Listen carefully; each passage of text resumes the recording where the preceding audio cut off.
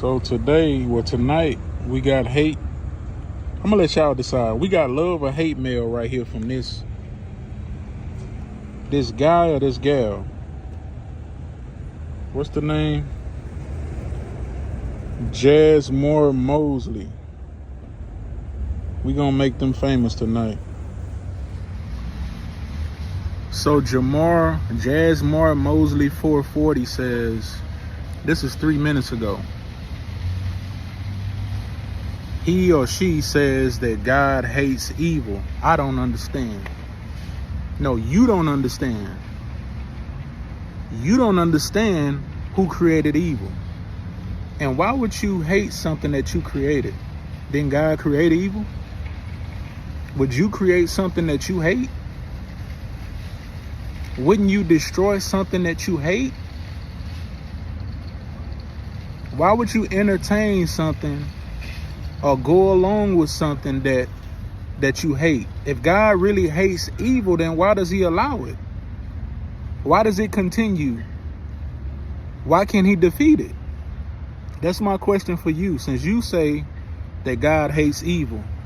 Another thing, if God hates evil, the scripture also says that God hates all evildoers. So if you are sinning, if it's any sin in your life, you are doing evil. And if it's any evil in your life, what does that mean for you? That means that this same God that you say hates evil also hates you. Now, why would you love a God that hates you? Ask yourself that question. Why would you love a God that hates you? And why would a God who hates evil create evil? Ask yourself those two questions. And why would this God continue to allow or permit or assist in the evil that's going on if he really hated that much? Think about that. They also said that God ain't human. How do you know what God is? How do you know what God is and what God ain't? Because if you ever read your book, according to your book, he walked. He was walking in the garden. According to your book, this God needed to rest on the seventh day. He needed to take a rest. He needed a break from creating everything that we see in the world, right?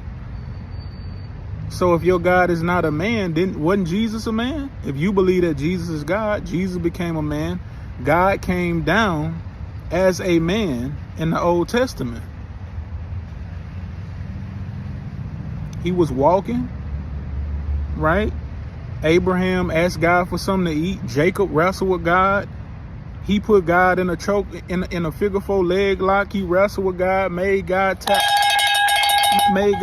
out. What are we talking about? Your God came from the minds of man. What do you think your God can you prove that your God came from heaven? Your book came from men.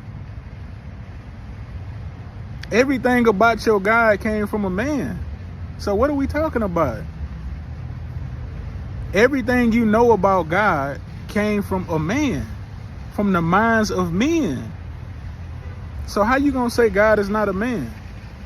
And how do you know what God is apart from the Bible? How do you know what he is or what he ain't? And why? Let's not even get into that. Let me go to, he say God ain't human. Stop trying to think like God. We don't want to think like God. My thinking ain't nothing like God. You're thinking like God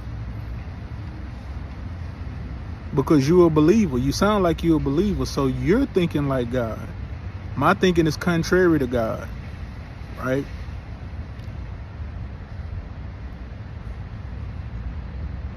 Even though I'm a man, my thoughts are higher than God's thoughts, because God's thoughts came from men who are lower than me, who think lower than me. So my thoughts are higher than his thoughts. Stop trying to think like God and think like men. That's the problem. Live right. You will see God. You ain't never seen God, and you ain't never gonna see God. If you want to see God, look in the mirror. That's the only way you're gonna ever see God. And when you look in the mirror, who will you see? You will see a man, or you will see a woman. So now we back to square one. God will either be a man or a woman. Didn't he make men and women in his likeness and his image? If God made men in his likeness, his image and likeness, who do you think we are supposed to look like? What do you think God looked like if he made us in his image?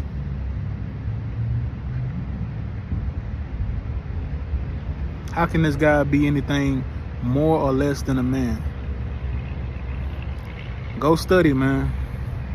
Learn your book. Study to show yourself approved before you come in my inbox, man.